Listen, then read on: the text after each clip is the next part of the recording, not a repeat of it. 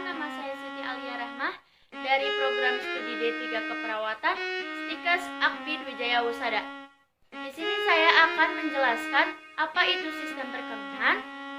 Nah, yang pertama saya akan membahas maksud dari sistem perkemihan. Sistem perkemihan adalah salah satu sistem yang sangat penting dalam tubuh manusia. Nah, sistem perkemihan ini terdiri dari ginjal, ureter, vesika urinaria, dan juga yang terakhir uretra. Nah, uretra ini adalah sebuah rangkaian proses untuk tujuan mempertahankan keseimbangan cairan dan elektrolit yang terdapat pada tubuh manusia dan juga mempertahankan keseimbangan asam basa tubuh dan mengeluarkan sisa-sisa metabolisme zat yang pada tubuh manusia, yaitu seperti urea, kreatinin, asam urat, dan juga urin. Nah, apabila terjadi gangguan pada sistem perkemihan pada tubuh manusia ini, akan terjadi sebuah gangguan kesehatan yang sangat parah atau yang sangat serius dan kompleks pada tubuh manusia ini. Nah, ada banyak beberapa faktor yang memunculkan atau menyebabkan mudahnya terjadi gangguan pada sistem perkemihan ini. Contohnya pada aliran yang tidak lancar mengakibatkan urin menjadi statis, lalu sehingga mempermudahnya itu terjadi infeksi pada tubuh kita. Itu adalah salah satu gangguan yang akan terjadi pada sistem perkemihan ini. Lalu ada yang selanjutnya, yaitu saya akan menjelaskan satu-satu atau masing-masing dari bagian sistem perkemihan ini. Yang pertama saya akan menjelaskan tentang ginjal. Nah, ginjal merupakan organ yang terbentuk seperti kacang berwarna merah tua. Nah, letaknya itu di kedua sisi kolumna vertebralis atau ginjal itu dilindungi dengan baik dan langsung karena itu tuh dia berada pada di sebelah posterior, dilindungi oleh tulang kosta dan juga otot-otot yang meliputi kosta. Lalu sedangkan di bagian anteriornya itu ginjal dilindungi oleh beberapa bantalan-bantalan usus yang tebal agar si ginjal itu benar-benar terlindungi dengan baik. Lalu apa sih yang kalian ketahui tentang fungsi utama ginjal ini? Nah, ginjal ini memiliki fungsi yang pertama yaitu filtrasi atau yang selanjutnya reabsorpsi dan juga ekskresi. Lalu ada memelihara keseimbangan cairan dan juga elektrolit asam basa yang seperti tadi pertama saya jelaskan. Yang selanjutnya yaitu bisa mengubah vitamin D menjadi bentuk aktif dan degradasi berbagai jenis hormon yang terdapat pada tubuh manusia. Lalu ada yang selanjutnya struktur anatomi pada ginjal.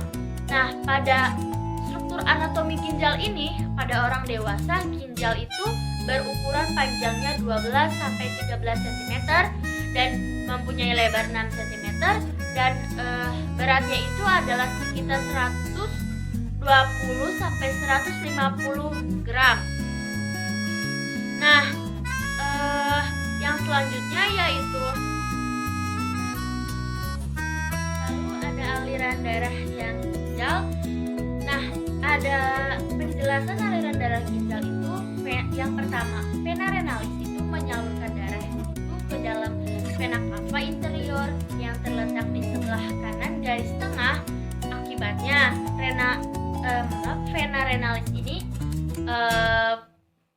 vena renalis kiri kita ini akan kira-kira 2 kali lebih panjang ukurannya itu daripada vena renalis yang kanan.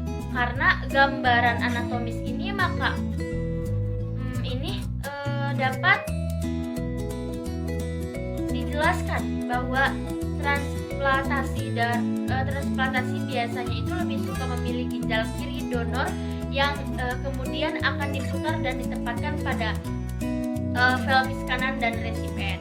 Lalu ada aliran darah ginjal yang selanjutnya penjelasannya yaitu saat arteri renalis masuk ke dalam hilus, arteri tersebut akan bercabang, akan membentuk beberapa cabang menjadi arteri interlobalis yang selanjutnya itu akan berjalan di antara piramid-piramid yang ada.